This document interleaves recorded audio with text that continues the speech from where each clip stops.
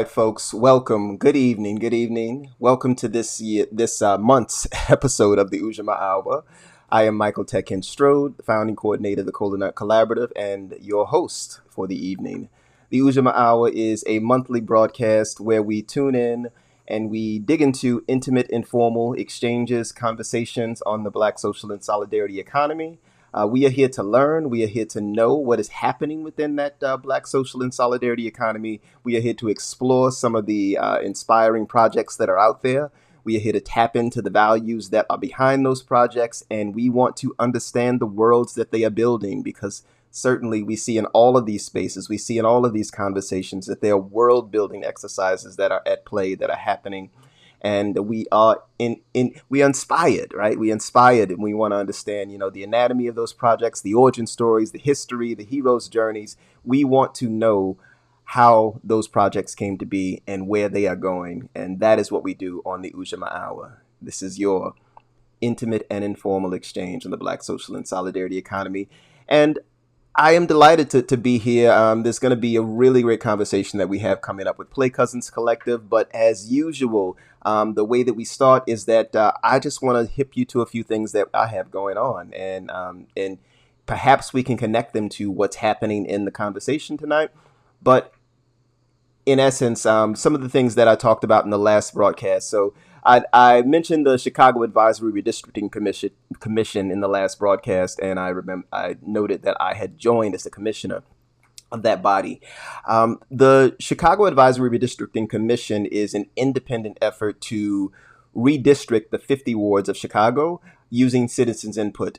The way that the redistricting process generally happens is, of course, by city council, by aldermen, in various mapping rooms and back rooms and caucuses, engaging with one another, which has given us the gerrymandered wards that we have now. And the Chicago Advisory Redistricting Commission thinks that citizens can do better, right? We think that citizens can and should be able to do better, right? And so we have had a challenge, though, in this commission, right? The challenge is trying to get people to actually testify, right? To offer public testimony. Why do we need public testimony? That is actually what informs our mapping process. So we will do all of our mapping in public view. You can actually go on chicagoswards.org, CHICAGOSWARDS.org. You can actually go on that website and you can see all of our hearings that we've had so far. You can see the mapping that we've done so far. We've actually mapped 9 wards. And you can see the process and the exchange and the conversation that we have around that mapping process. But all of your testimony, all of those testimonies that we've had so far from residents, from members of community about the size and shape and the sort of cultural narrative of their communities, that is what informs our mapping process. So we are trying to keep in line with, the compact and the contiguous guidelines, but also part of that the redistricting process is that we want to keep communities together, right? Communities that want to engage together, that want to be civically connected, that want to maintain their cohesion. We want to honor and respect that as a part of this mapping process. So I really encourage you to go to chicagoswards.org and just take a look at what is there, in terms of the next hearings, the upcoming hearings. We've got 3 hearings this week. This is a really packed week. But just drop in. Go ahead and submit for public testimony for yourself if you haven't done a testimony. And if you have done a testimony, be engaged in this process and see what we are doing here, because ultimately we want to take the maps that we develop. We're going to take those to city council. We're going to and this is that's premature. We eventually they will make their way to city council, and we want to make sure that that the citizens actually have a chance at defining their 10-year destiny, right? Every 10 years, the census data comes out, and that's when we begin to develop these maps. So we are doing something that has not been done before in Chicago, and you can be a part of that, right? You can be a part of that history. So what else has been happening? Up next is the program manager role at Open Collective Foundation. Now, this has been a fascinating journey. It's placed me in a space that I just could not imagine at this particular juncture in my life that I was going to be working on some of these things that I am doing. But we hosted our first community forum for the initiatives that are hosted by Open Collective Foundation. Open Collective Foundation, as noted in our if you've had an opportunity to review that blog post, solidarity as our guiding principle, had an opportunity to really see some dynamic growth over the course of 2020, right? And it was in no small part due to the very lightweight, easy infrastructure that was available for fiscal sponsorship there. Cola Collaborative signed on because we really needed a lightweight fiscal sponsor, and and I have very little interest in running a nonprofit. Sidebar, but in terms of that growth, from that growth, we wanted to actually begin to become something different, something beyond just a funding, an infrastructure for for technical and sort of legal fiscal sponsorship, right? But how can we actually develop other types of programs, other types of structures that might aid and assist these initiatives with, expanding their work, expanding their footprint, expanding their impact. And so I've had an opportunity to, become the program manager with the Open Collective Foundation and really begin to think about governance programs that these mutual aid efforts can begin to engage with or go through, facilitate conversations like the one we had at the community forum about what things they might want to learn next, what things they might actually want to have on the horizon of their work or the horizon of their learning. And again, really expand the possibility that these initiatives don't see themselves as individual, autonomous initiatives. They are autonomous initiatives, right? That is what this particular realm of mutual aid and the space of mutual aid is about. But they don't see themselves as just autonomous initiatives. They are autonomous initiatives that are connected by a piece of infrastructure, by this platform that is Open Collective. And if we can actually begin to build a community and build a conversation there, then what is it that they have to learn from one another, right? And what is it that we can do through this platform and through this infrastructure that is shared, right? So not quite a cooperative yet, but what would it look like to actually have a cooperative fiscal sponsor, right? That's an exit to community conversation, also mentioned in that Solidarity is Guiding Principle blog post. So those are a few things that are happening with Open Collective Foundation. And I really invite folks to go ahead and check out the Open Collective Foundation page, opencollective.foundation, and check out the next community forum that's going to be happening in September. The first Friday of September. I want to say that's September 3rd. By the by, actually, I might be on the road on September 3rd. But make sure you check out that first community forum that's the community forum that's happening on the first Friday, because that's going to be another opportunity for these initiatives to get together. We had the first forum was really about us unpacking that blog post, unpacking where we are headed as a foundation. And and what it means to actually have this foundation, have this infrastructure recommit to the solidarity economy as its guiding focus. But the next initiative or the next forum will probably be something in the realm of really unpacking a survey that we had for the initiatives, where we were trying to ascertain what are the types of learning that they might want to engage with. And in no small part, one of the elements that will be represented there is a Solidarity Economy 101 training, which was developed by myself, by Emily Kawano, by David Ferris, and really it's been a fantastic training to begin honing, right? To go through the process of initially developing it, but fine tuning it. With every time we've hosted that session and something new comes out, some other element that we can tweak, that we can change, but we are seeing impact, right? We are seeing lots of people who are getting acquainted with these concepts through the Solidarity Economy 101. And the most recent one we've had with the Highlanders group of their recent Solidarity Squadship. So, I had a really great time on Saturday, co-facilitating with David, and also having our technical support there, Bart. So the Solidarity Squad ship team came through. We did the Solidarity Economy 101. There were some really great harvests, some really great learning, some great next steps that came out of that. And I am really looking forward to the ability for that Solidarity Economy 101 to peel off and really get into a space where people are comfortable facilitating it with among their own communities, right? Where people are comfortable taking the materials and doing the Solidarity Economy 101 as a sort of self-guided process. So that's the future of Solidarity Economy 101. That's some of the work that's at play. And then finally, the Offers and Needs Market Facilitator Network. So that continues in earnest. There is the next step there is that we are actually looking at facilitating or bringing on board some of those reading groups that we talked about. So we are collectively as a network, reading Holding Change by Adrienne Marie Brown. And the next step is really to bring that mailing list online, to begin facilitating some of these conversations around that text, and really begin to get these facilitators thinking about themselves as a network and thinking about what resources they can share amongst themselves, and then tapping into the possibility that there are opportunities for these facilitators to connect with other entities, whether they are within the Open Collective Foundation ecosystem, whether they're in the New Economy Coalition ecosystem, whether they're in the U.S. Solidarity Economy Network ecosystem, wherever they are, moving these facilitators around.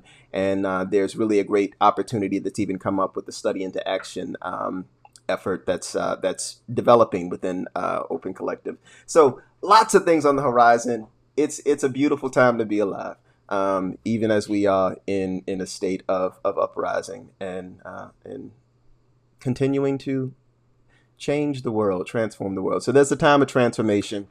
That is all I have in terms of my monologue. So I just wanted to touch upon a few of those things with you all. And now I want to dig into our guest for this evening. So, I was expecting one guest, and then all of a sudden, everybody in Louisville showed up.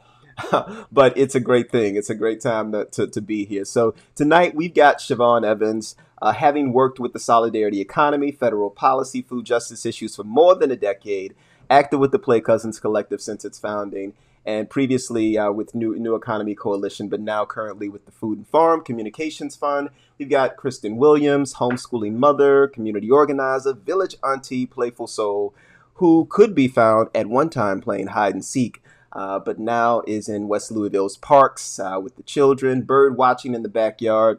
And then finally, Dr. Jabani Bennett, award-winning arts education consultant, certified visual arts teacher, formerly trained artist, and I'm going to learn something about the Russell neighborhood of Louisville tonight, I'm sure. So I look forward to that.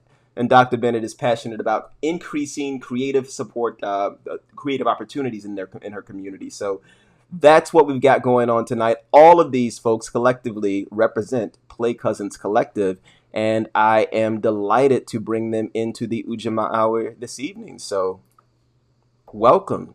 The Ujamaa Hour is on. All right. So let's start out with someone just grounding everyone in what Play Cousins Collective is, and then I want to dig into each of your individual stories and your narrative in connection with Play Cousins. So I'll pitch that to whomever would like to offer us a grounding in Play Cousins Collective. I'll take it. Woo.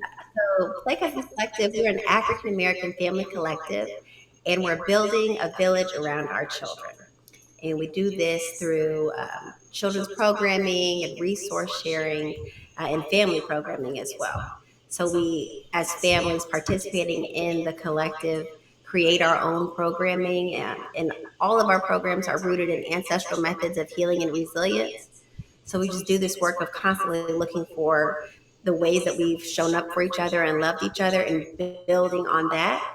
And then responding to the unique needs of our community. And all of that work really just insulates us as a village from these greater systemic, oppression, these greater systems.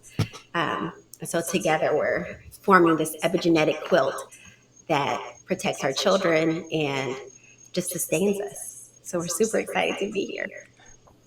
Excellent, excellent. And as we are getting into these individual narratives and how each of you are connected to Play Cousins, perhaps, Kristen, you can stay there and just give us the origin story and perhaps, and how you come to this work. And then we will invite Siobhan and Jabani to do the same. Awesome. So I was coming back from Lexington, Kentucky, and I was, you know, feeling kind of isolated. And I ran into this amazing person named Pam Newman. And we both were like, man, we really need, some collective energy around families. And, it's just, we're in these nuclear families and we're isolated. And then Pam knew Shavaun, and, we had Torquasi, and we had all these really powerful Black women coming together and sharing space and talking about, how we were feeling, what that isolation felt like and what that could mean for our children, and what we wanted instead. And we really believed that we could build it out together. So we would have dinners together and we would really just kind of map that out. And I don't know, it really manifested quickly because, we're powerful when we get together. So that's really the origin of how we got started, was just really knowing what we wanted for our kids, and believing that it existed already, that we already had the answers, and that we just really had to think creatively about how to create that from our minds, bringing it into fruition and creating it in reality. Absolutely. And I want to pass it over to Siobhan. And, why don't you tell us why you started and why you stayed? Yeah, thanks, Mike. It's great to be here. Thanks, Kristen, for that beautiful grounding of our history and our origin. And yeah, I came to Play Cousins. It's all so wild thinking about it now, just like the random connections, or what feels like it was random connections that we all had, but just has become this like magic of this collective. But I was at another social justice community meeting with Pam, who Kristen was just mentioning. And Pam was talking to me about, wanting to do a different, different projects with other folks around cooperatives and collectives. And I had just started working at the New Economy Coalition. So I was working directly with cooperatives, collectives, community land trusts, and other solidarity economy projects and initiatives across the country. So when Pam and I were talking about it at this other meeting, it was just like, oh my gosh, this childcare, this family, this community collective that Black folks like desperately needed. And our city was just completely in line with everything that I had envisioned for my hometown of Louisville. And I actually came into this space not as a parent, but definitely as an auntie and a godmama and all these other things to a number of children in my community, and completely felt, enveloped and welcomed into that space to bring still my knowledge as a community member into that space. And so, yeah, as Krista mentioned, we met together and we would break bread together. And I like to think of it almost like, back in a civil rights era, folks were coming together in study groups. And even, before that, folks would come together in study groups to be able to really think about and learn from different initiatives that were happening across the country, different ways of organizing and resistance that folks had done in previous generations, and just really learn from our history and learn from things that maybe are happening across the globe or across the country that we don't currently know as much about. So we were learning a lot about childcare cooperatives, about other co-ops and collectives in different spaces. And that was really what sparked my interest, just this kind of new form, at least for my time in Louisville. So it was this kind of new form that was being developed in Louisville. And I was hooked then. And it's been like a beautiful transition from that starting point at that first meeting of everything from going from being, a part of the board to helping out with operations to helping with fundraising. And then now, looking to the future to how I can collaborate and continue to be a part of this beautiful community. So I'm hooked. It's like Play Cousins for life, I think, for all of us. All right, and over to you, Jabani. Why have you started it, and why did you start, and why have you stayed? Well, okay, and let me go back. When I heard about Play Cousins, I was in Harlem, New York, in New York City with an infant. And I am originally from Louisville, from the West End, from the Russell neighborhood, which back in the day was considered Louisville, Harlem. So there was a lot of history in this area that is densely Black, densely working class, densely gifted, densely diverse. It's a beautiful, beautiful space. But I moved to New York City as a first time teacher, so in my early 20s. Had a ball, but here I was years later with a baby. And I read all the books. I was just telling the ladies earlier, I read all the books, Psychology Today, everything to prepare for this baby. But I had no idea how important a village is, and ancestral knowledge and wisdom, and how important it was to have a whole tribe around you when you have a baby. So I was hearing about this amazing this amazing organization that centered Black families. And my partner needed it too. He was like, I don't know what's going on. So there was a lot going on. We were trying our best. And because we did not have community, there was a lot of breakdown.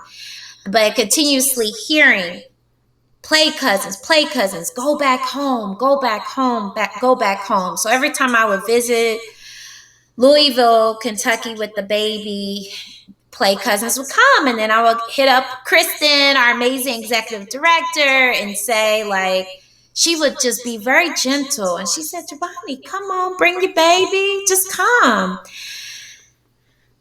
And so it was a big breakup coming from New York City. Like, I literally, like, New York City was like, okay, New York, I'm gonna have to leave you to go to this village.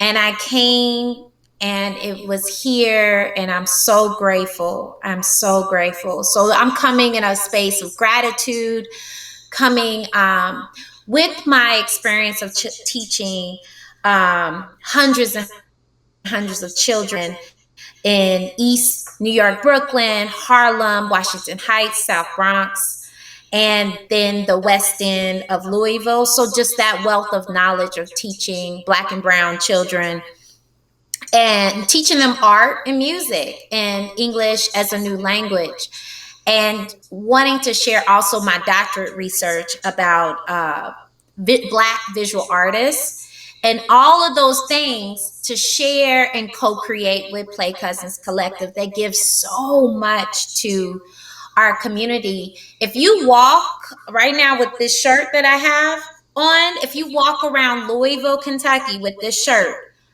Black, white, everybody, like, Play Cousins? Oh, I know them from this. I know them from that. And they're everywhere. I'm not lying. Like, this is not like a marketing whatever.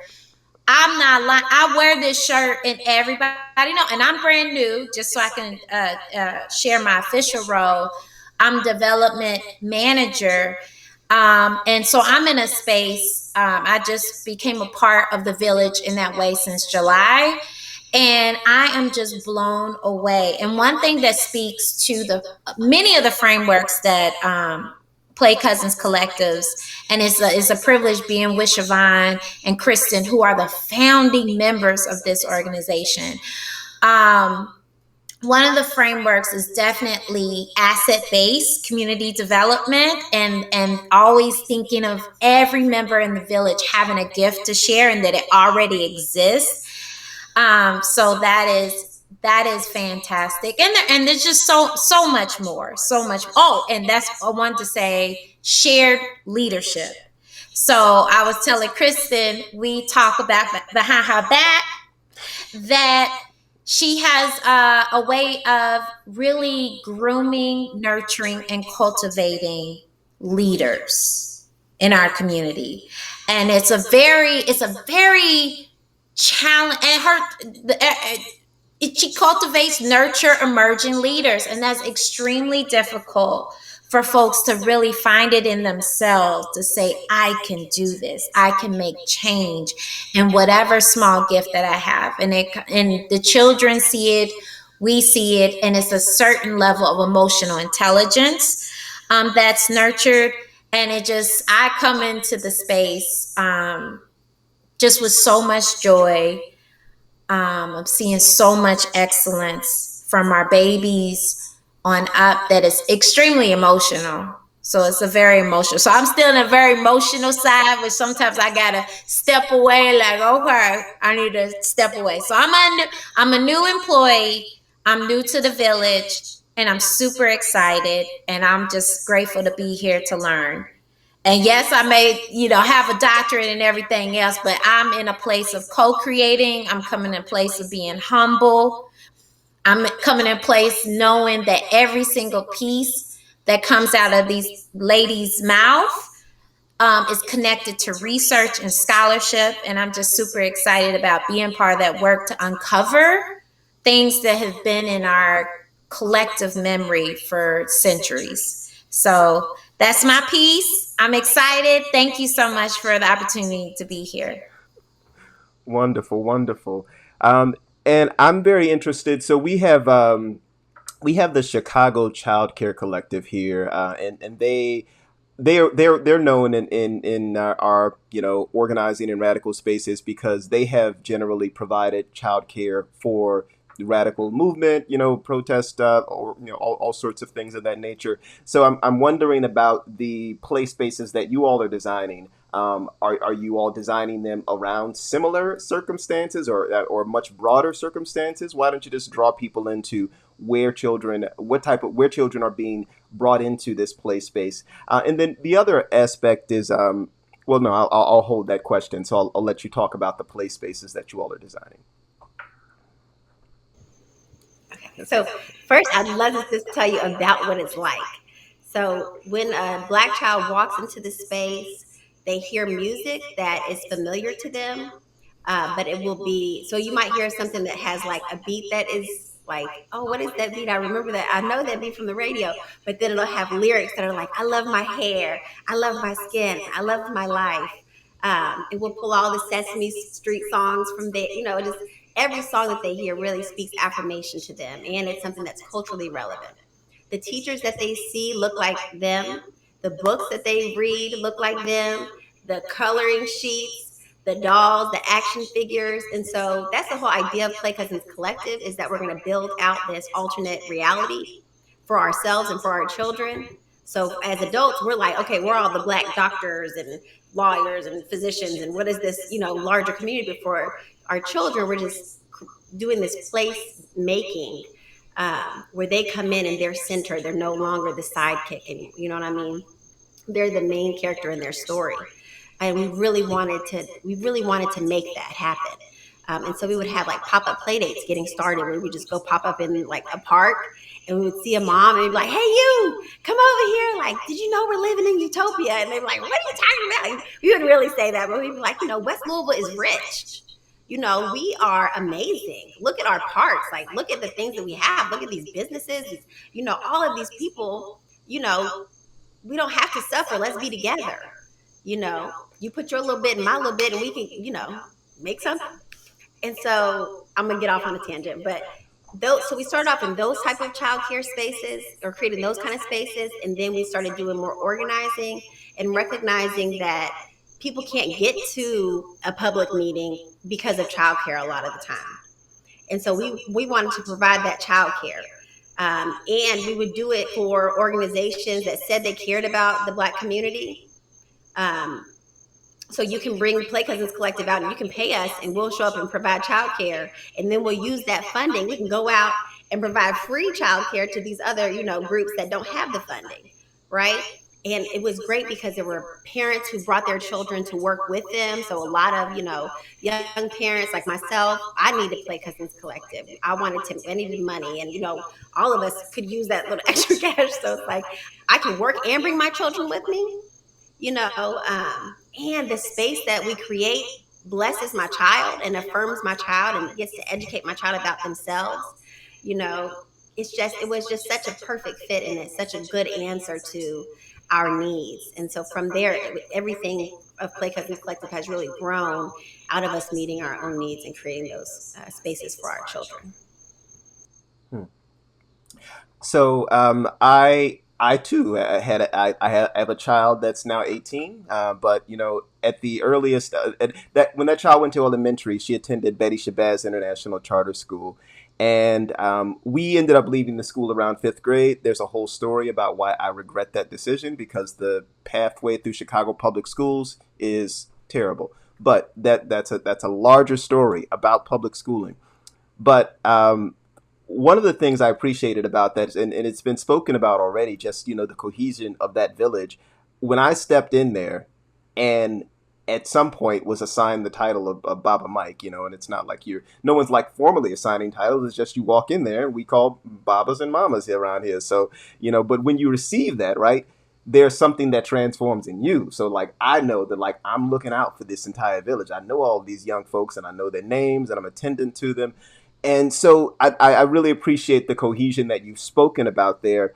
And what is it that you see the children experiencing from this process of being in a space where they are being nurtured, where they are being poured into? I know that I was listening to one of the interviews that you did, Kristen, and you were talking about, there could be a child that's president in here. There could be, there could be some potentiality in here that could, you can suppress it, or you can expand it. So I just wanted to speak about what is the experience that you all see of the children as they're going through this process of being in these play spaces.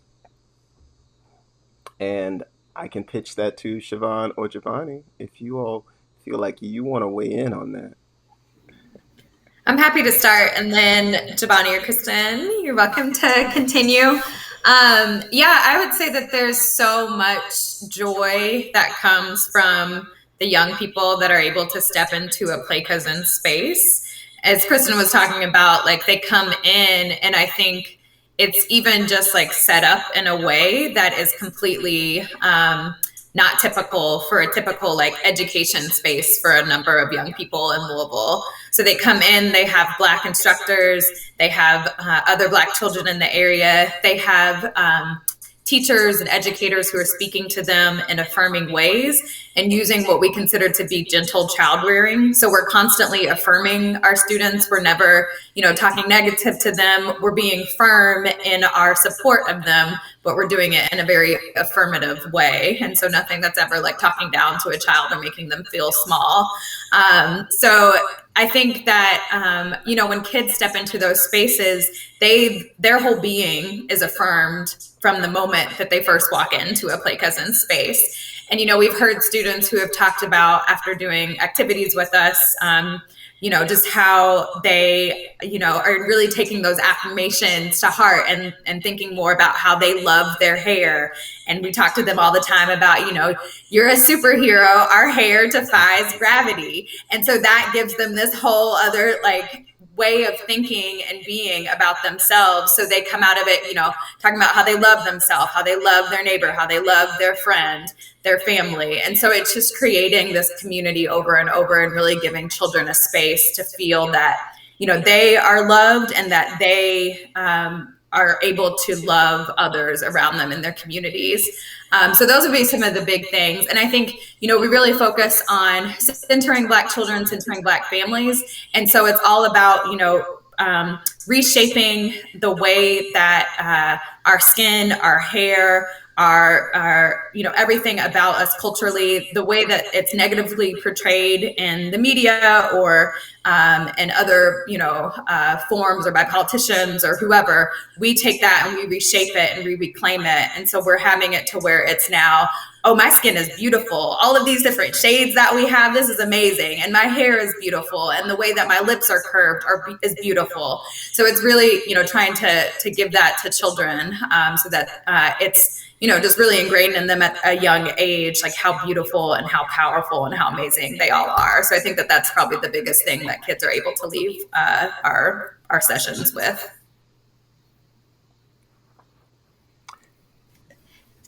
That I would like to add, you would definitely, and again, I always say I'm biased as an artist and totally like all about the arts as well. But I see a lot of artwork. So if we're talking about products and assessments, there's a lot of artwork in the space that show the hands and process from the imagination of children. So that is something, and something that's also truly, I think, beautiful and very unique in Louisville is Play Cousins is a space that diverse Black families go to, and just to go, we, as we know, we're not monolithic, and we differ in terms of class and access to opportunities and resources. And this is one of the few spaces where you can definitely see a lot of cross section of different Black folks come into this place. And they are attracted, they're drawn to it. They may not understand all the methodologies, approaches that come with the village, but they're like, something is here. Something's here. I don't know what it is, but it's here. And then some folks, they all in it. They know what it is. They can explain. And that has been very beautiful, especially when we talk about, respectability, politics, and everything else.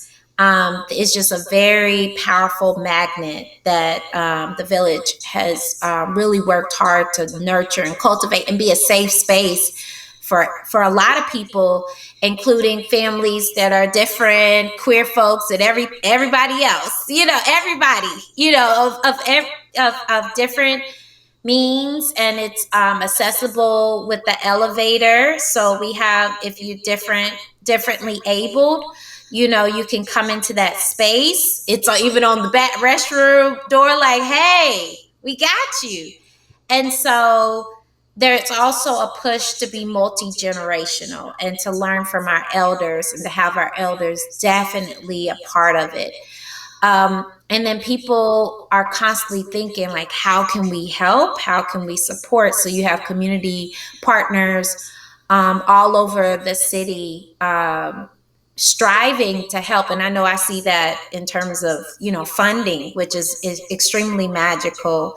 And it definitely pushes us as a village, as an organization, to level up in where are the best practices, who can we learn from internationally, who can we learn from around the country, who can we learn from in our neighborhoods that we have overlooked. So there's definitely the universe, everything is pushing us to level up, so we can share. So we appreciate again the work that just being here, just in a space of learning and sharing, and just to celebrate. So yes, the children get to see a diverse group of Black folks doing their thing. Some of us relearning, some of us unlearning, some of us learning more, and we all are sharing. So yeah, That's what I was going to add too, is that, regardless of whether or not they know what is guiding us as far as like the text and the research, we know that when Black folks come into this space, it feels like a remembering. And so we really stay away from words like teaching, or, a sit and get, where I'm going to sit up here and I'm going to tell you what's up. We're not going to do this and this and this. Instead, it's going to be like, you remember when your grandmother used to play games with you? She was hanging up the laundry and she was playing peekaboo with you, and all the different ways that, people have loved you. Tell me about that. Teach me about what that was like. And let's build there. So just recognizing that. And that's why everybody is able to come into the space, because we love our children. No matter how much money you make, no matter what your educational level is, I don't have, everybody that's on this call needs Play Cousins Collective. And that's what makes it successful. Because all three of us are from, from different walks of life, different levels of education, and, have different needs. But the one thing that we do need is that level of community. and love, and we show up for each other. And so it's not just parenting our children, but it's really parenting our inner child. So Aunt Shavaun's coming, and like she's doing healing work within herself. And I know that, because she's caring for herself, she shows up and models that love for herself, for my children, and for the young girls that are in that space. How powerful that is, that we're there. You show up differently when you love the children who are there, when you can show up authentically. You bring your child with you. It's like a child will test you, and your true self will show. You know what I mean? So it's like being with children is a healing space. It's a challenging space. And so I'm so excited because tomorrow we're doing a child rearing training, and we're going to talk all about that. Just like, how to recognize what your triggers are when you're working with children. And I'll just say too, to end this piece is just, or this, to really answer this question, is that it's not all about the child. That's what's really powerful, is that we're creating this space centering children, but the parents come around and they see the way that we're speaking to their children, and even me, I've taken the training several different times. I'm working on creating the training, but coming into the space, sometimes I'm tired, I'm stressed out, and seeing somebody treat my child with respect and be gentle with my child reminds me that my child deserves that level, of love. And that my child it will be somebody very important today because of the way that he's been spoken to, but that's what we're really trying to heal, is that generational trauma. And we feel that by parenting in a specific way, by not even just parenting, by child rearing, because everybody has a role in it. Like you said, you were Baba, you came in, everybody was calling you Baba. Everybody has a role in raising up this next generation. And we feel like if we do it intentionally, then we can heal, and we can stop that trauma from being passed down. So it's powerful work, but it's not something that Play Cousins started. It's something that the term Play Cousins is from, you took my mother, you took my cousin, you took somebody away from me, right? And from nothing, I made a family. From nothing, we thrive. You know what I mean? You put me in, you drew a line through my city, and you said, nobody come down here. All these houses are poor. But you didn't know that we were going to have the most beautiful parks. And you didn't know that we were going to come together and have the most delicious food, and we were going to live. And now you want to come back all over the nation. You try to gentrify, right? So it's just like claiming what we already have. You don't have to tell me it's beautiful to know that it's beautiful. I know that it's beautiful. I don't have to pay for a $30 class fee to teach me to breastfeed my child or to carry my child on my back. My mother taught me, right? That's the power of claiming and creating language of what belongs to us, and just recognizing it and constantly looking for it. All right. Woo! If I could add on just something, and this is I have not gone deep, so if anybody on the call know more about this, but I was just speaking to a young lady today about what happens to your body, that body, mind, and spirit connection when you are in a collective like this. And I even noticed for myself, I was like, what? I'm wondering, we were talking very briefly, but it was very powerful. And I definitely want to look at the data around this, around the relaxation of your body when you're in a village like this. Like even thinking about, oh, I could have another baby because it's safe. Or you start planning, your body is a very weird thing. Your body relaxes, which for those who've experienced labor and different moments of when your body knows when you're not in a safe space, when you're not, like the temperature, the sound, all of that stuff is not right. Your body begins to react like a cat on the street. Like, no, this is not right. It's gonna hurt more sometimes for some women. It begins to hurt. So to imagine just the lived experience of being around a group of men and women striving to have a healthy Black family, collective, your body relaxes and you can imagine another human being coming through into this experience. And I'm just finding my whole body just relax. I don't know if another being will come, but that is something I was just talking. And a woman did give birth in the village, and she was saying, yes, I agree. We immediately clicked in that way. She said, I felt better. I felt like I had a whole village to raise my baby, and I would not be doing this alone. I would not be depending on a society that makes it traumatic to have a Black child. And that is that's powerful.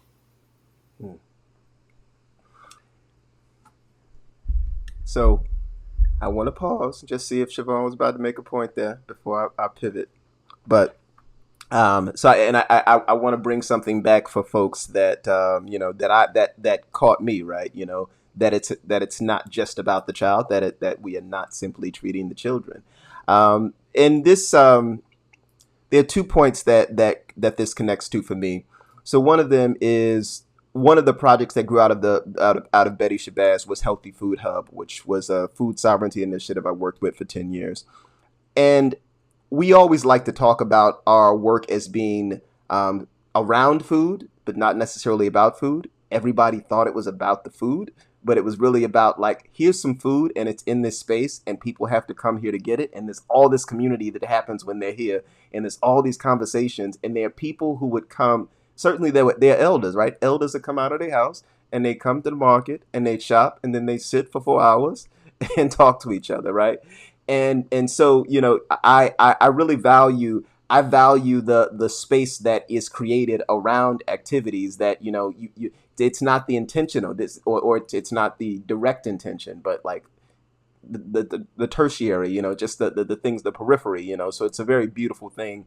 And also it connects to the interview that I did with Okeonu Birth Foundation and Jacqueline Clemens, who is, and for folks who did not hear that interview, Okeonu does meals for postpartum, for postpartum families. But Jacqueline talks about them treating the entire family, or the entire, it's mother, both parents rather, and the children, right?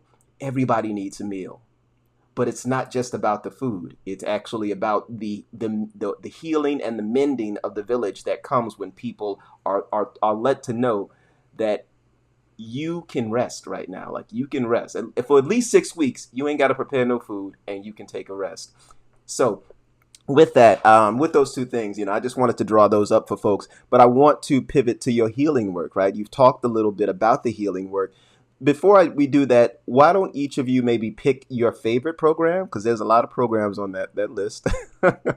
So if each of you can just name maybe your favorite program, and then tell the audience about that particular program that what vibes with that program for you. So I'll pause and allow that to marinate for a moment, and you can you can drop in when you're ready.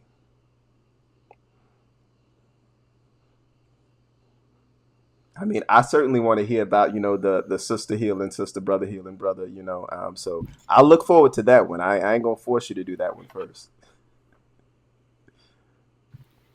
I can go, because that was actually mine. And I technically have several, but I'm gonna keep it short. But I think, for me, as we were talking about how it's not just for the children, that really resonates with me, because I think that there's a certain level of, like, if you come into the Play Cousins space and, maybe your children is in the Mizizi Homeschool Co-op, or they're doing different learning activities, or even if you're coming into the space without children, and, coming to different programs, there's a thread that you can see through Play Cousins, to where Play Cousins can pretty much support you at any stage of your own, like, adult life, or, thinking about child development, your adult development. And so I think about Play Cousins as being this space that if I am having a child, then I know that I can turn to our program Tummy Time, and I can be with other Black mamas and Black parents. So to where, as Kristen was mentioning earlier, I don't have to pay somebody so that I can get a class on breastfeeding. Like, I'm fixing to learn it from Play Cousins and from Tummy Time. And so I feel really confident in, being able to have a child.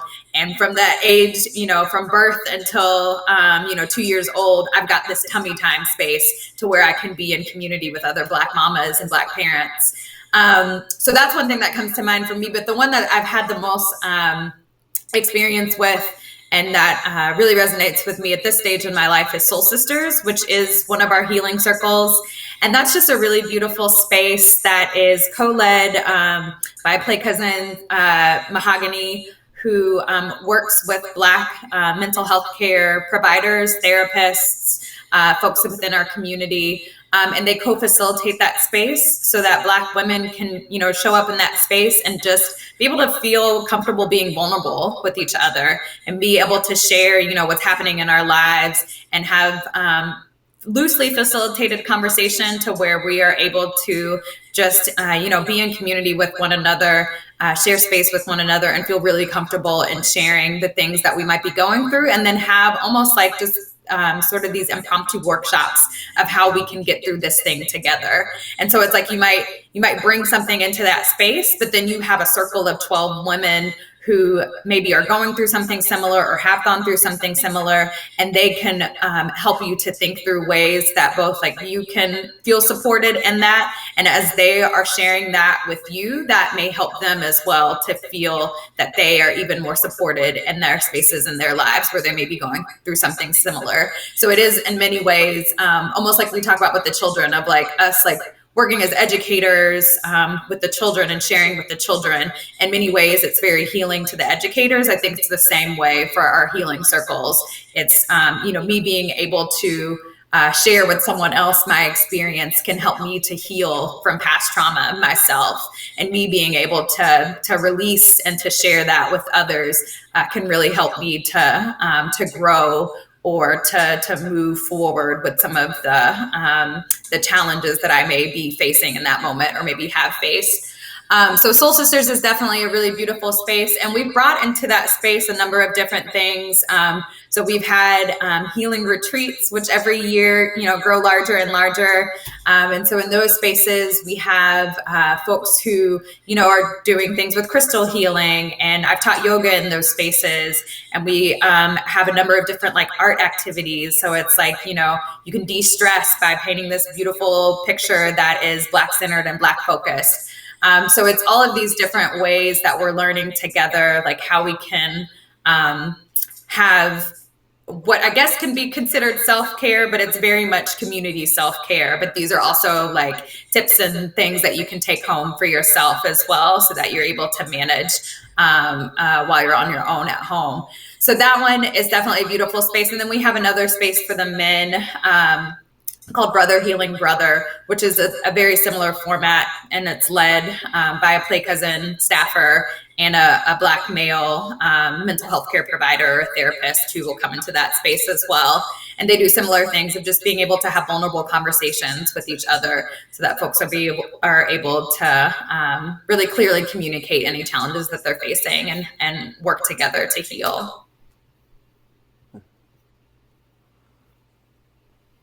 Jabani? I'll just add that Soul Sisters were life-saving and it just also, I'm always just curious about even more. I'm in the process of really, as much as I can, supporting the research behind every single thought, every word that's spoken in Village, and I'm really nerding out, but our heart says, ooh, that's magic, that's magic, that's magic there.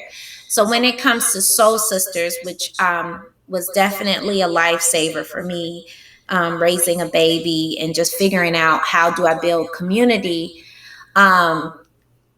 especially after experiencing so much isolation in New York City, where I did not have a lot of family, and coming to Louisville, I found that Soul Sisters connected to all the trauma that Black women hold in their body, whether they're the head of the household as a single mother or even married or with a partner, and trying to figure out what roles to play in those relationships.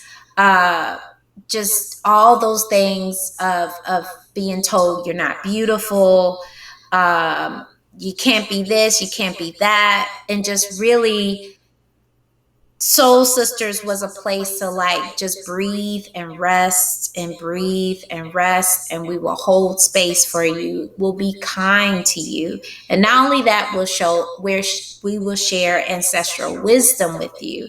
And then my brain also goes to the point for the scholars who are looking at how many eggs there are already in our body that's connected to our grandparents, that are connected to our great grandparents. That research always goes over my head because it's just kind of mind blowing to know that all those ancestors are inside of me and they're also inside of my daughter. Like, it's like, psh. But the fact that every sister circle I've ever experienced always feels like a healing well. And Soul Sisters embody that, whereas everything is very intentional. And again, being a safe space for diverse Black women from everywhere to just say, you can let her down, those curls out, and just be. And if you're bald headed, rub it, you know. So yeah, Soul Sisters was definitely one for me, even before, you know, anything else. I was like, I feel seen. The child in me feels seen. And so yeah, so that's definitely one of the amazing program that captured me. One of my favorites. So my favorite, I don't really have a favorite. They're all my favorite, but Circle Time has always been really powerful for me. Because I was able to, so it's in partnership with Metro United Way and the Ages and Stages program. So it's a tool for parents to learn about basically their child's brain development, and really recognizing their milestones. And I find that just in that in general is asset based in itself. So taking the time to recognize what my child can do and celebrate them helps me just to celebrate them more, right? So just to love on them and to build that up and to build the communication that you have with your child. So I've really enjoyed that program. And with my youngest son, you know, he's doing it now. I did it with my 7-year-old, but it's just been powerful to see them through that, you know, transition to kindergarten. And it's also important for us because, you know, prisons are built based off kindergarten readiness skills, you know, and if you don't even take it that far, the way that our children are received in the public school system, you know, is just can be so traumatic that you really want to have the best situation you can possibly. You want to prepare yourself and your child as much as possible. And we go beyond that within Circle Time. We talk about how you have to be your child's number one fan. You have to be their agent. You have to get out here and tell people who your child is before they can tell you, right? And so I think that I got all of that from Circle Time, and it was powerful to build that up. But then also the Mazizi Homeschool Co-op is really powerful for me too, because my children haven't had to go to the public school system, and that is a blessing, you know, and a privilege that I don't take for granted, but that I want to see us really build out so that more children can participate in that. But just that, like, one year, my son learned about Queen Nanny and how she jumped off. This slave ship was coming to Jamaica, and she jumped off the ship. And I mean, I'm learning alongside of him. You know what I mean? And I say, you know, who did you learn about, or who, you know, inspires you? And he's talking about Queen Nanny. And on the way home today, all of a sudden he just says, yes, and I was like, yes, and that's right. You know, you talking about Adrienne Marie Brown. Like, you know, it's just like, you know, it's just like we really are creating this alternate reality, you know, and that is just it just never fails to kind of blow my mind, that what we can create when we come together is really just unlimited. it's a blessing. It's just it's overwhelming to think of how we've been blessed and how we've co-created. And if I can share just one more thing, it's this isn't necessarily an individual program, but something that crosses throughout the whole collective. And Kristen was mentioning this with the Queen Nanny lesson that we have. But one of my favorite things about Play Cousins in general is the lesson plans that we create. And I think that it's so incredible that we tried to mirror our children's lesson plan with what the adults are talking about if it's at a community meeting. So, when we were working with a food cooperative that was trying to start in Louisville, we would bring to that meeting lessons around food access and around food justice. And we've got environmental justice lesson plans that we are teaching the children. We've got things about boundaries and how to set boundaries for your body and for yourself, things about managing emotions. So we have all of these different incredible lesson plans that are created by Play Cousins staff and members, and that all center Blackness and center Indigenous perspectives and history. And so that, I think, is just such a beautiful cross-cutting piece of the organization, is that we have this amazing array of lesson plans that are really affirming for Black children and really center Black voices and Indigenous voices in those lessons. And right on top of my facilitator space deck is the yes and card. So, serendipity? I think not. But there's so many questions. There's so many places to go as we begin to wind down. One place that I do want to go is about world building, right? So, and I got a really great, response from Jacqueline in talking about Okeonu and just wondering, what's on the horizon for Okeonu? And what Jacqueline mentioned about the Birth Foundation was that, hey, if I can normalize, if we as the foundation can normalize postpartum care, deep, rich, sustained postpartum care as a standard practice, this is a standard of care that we have, then that's it. That's all I want to do. I don't really want to do a whole lot else. But so I'm just wondering, what is the world building activity that you all see from Play Cousins Collective? What I've just heard is that you can stay in Play Cousins your whole life, basically. So that's rich. That's the village, right? Your whole life. But on the other side of the work that you all are doing together, what is the world that exists there? Kristen, is that okay? All right. I had to check out. Oh, there's a little freeze.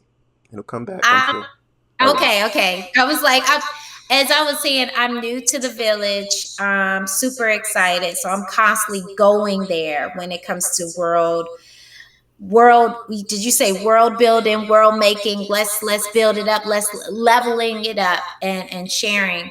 So the big piece is building on best practices as a village, as an organization. So we have a lot of organizations that are invested in Play Cousins as we level up, restructuring, look at things that work, things that needs to be strengthened. So that's something that's going on that we can definitely share. There's also a skill share component to the village, where as we learn, we share. As we learn, we share. And so that's consistent. And we're doing that with Black-led organizations and also white, liberal, and progressive organizations who are interested in learning about the work. As well as for me, the part that I'm nerding out on is the research that's connected to every single action that happens in the village, because that brings more people in. That's also expands the space for more people to know about the work and to be able to speak in their academic language, if that's what you need, to use that to use it for their organization. Hey, they're using this article, we can use that study too for our work, just to continuously expand the dialogue and the discourse and move it along. So there are researchers that are out there that can take that and build upon it. And as well as we hope to be sending our co-founders and our amazing executive director, Kristen, around the world to share the message that is in the vision, to get her physically there with her babies, talking about the work that, again, is it's a very nuanced type of leadership where you nurture leaders, nurture Black leaders, nurture Black women leaders, Black men, nurture leaders and children, and make people feel safe. It's an incremental step. It's a way of looking at people and seeing them, and for them to feel heard. I mean, I'm saying it and it sounds like it's simple, but it's not. For me, it sounds exhausting, and I know I had to do some of that work with children that I taught and loved. But again, the work that Kristen and all the co-founders, including Shavaun, is doing, able to share that work. And I don't know why I keep my system, my signal must be going out. But so streamline, looking at best practice research, connecting it to research, because whatever's going on,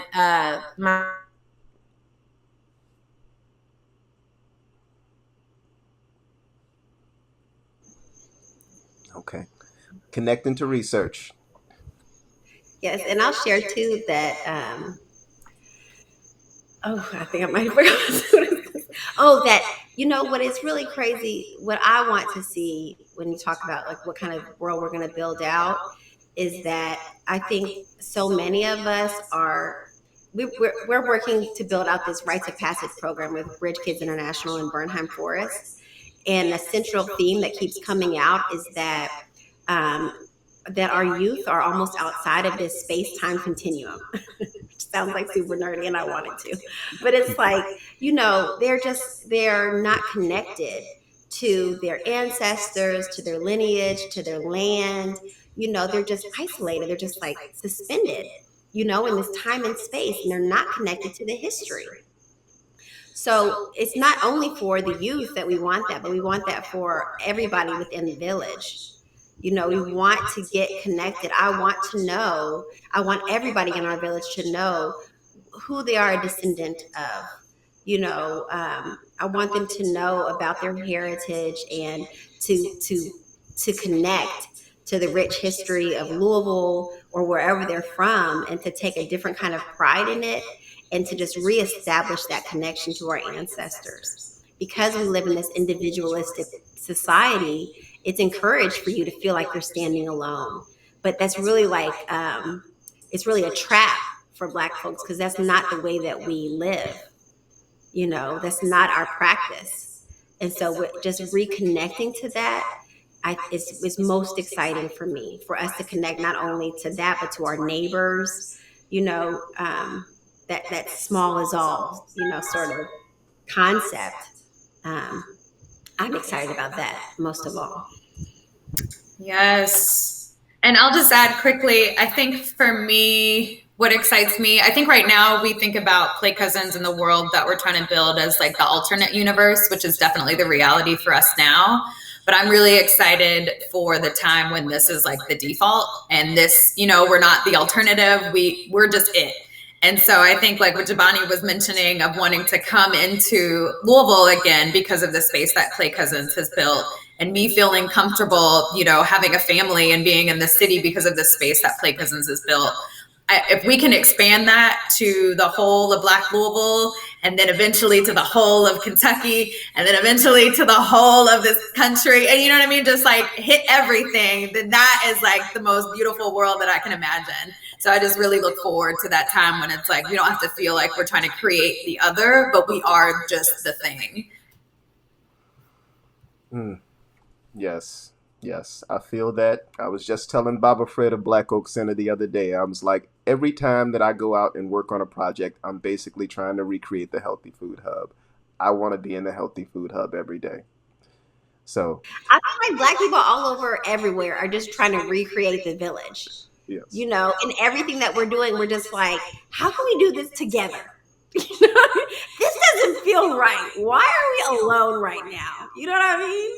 Yes. So yeah, it's exciting to see that all over the world we are doing that.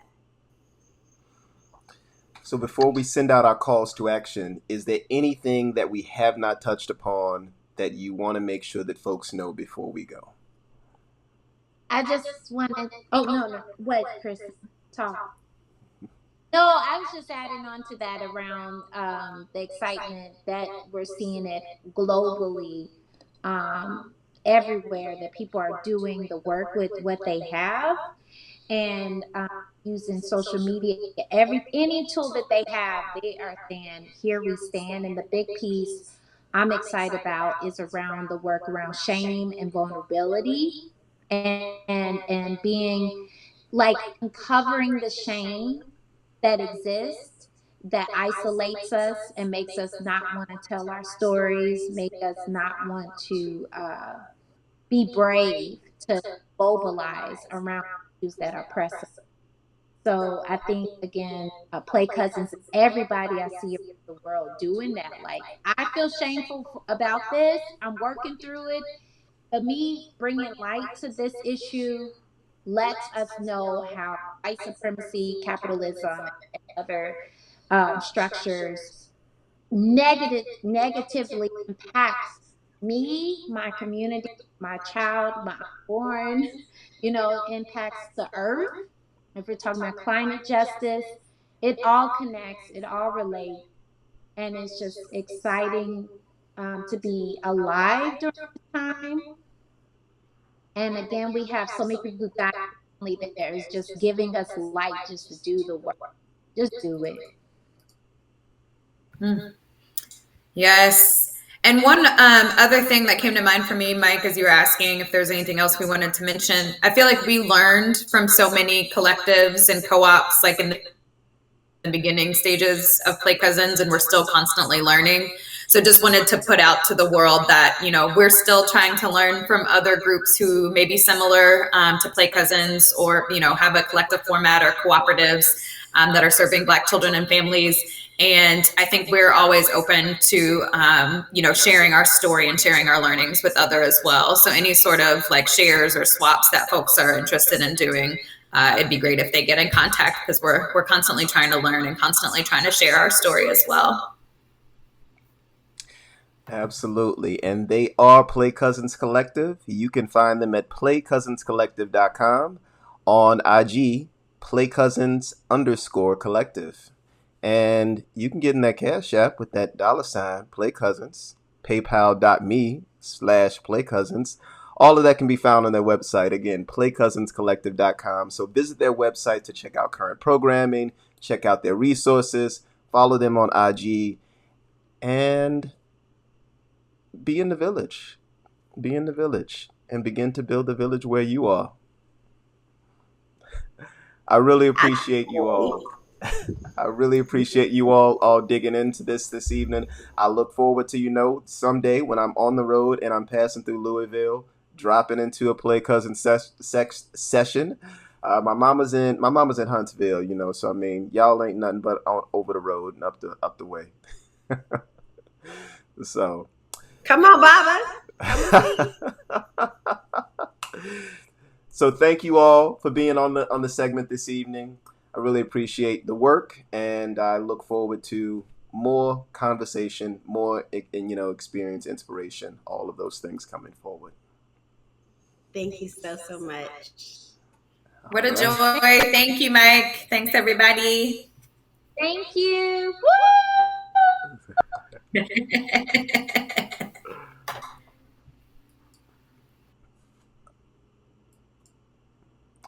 All right, folks. That has been tonight's episode of the Ujamaa Hour. I am Michael Tekin-Strode, your host, and I really look forward to you all coming back for the next segment of the Ujamaa Hour. Let's check out on our schedule. So up next, we have Hafida Akwe of People's Hub. That's our September guest. Then in October, Lee Jordan of Black Yield Institute. In November, Lex Barlow of Central Brooklyn Food Co-op. That could have transformed or changed. December, I am trying to get I'm trying to get Janae Taylor from Highlander to commit to that slot. But we'll see what happens in December. So be back with us in September for that engagement with Hafida, so we can talk about what's happening with People's Hub and all of the glorious things that they're doing in terms of providing that really technical facilitation, that radical hosting in these virtual spaces. And until then, I don't know why I did that switch, but forget about that. Until then, I bid you all adieu. Have a good evening. Have a good night. And continue in cooperation, in solidarity, in mutualism. We are building a new world. And this is your intimate, informal exploration of the Black social and solidarity economy through conversation. Have a good evening, folks.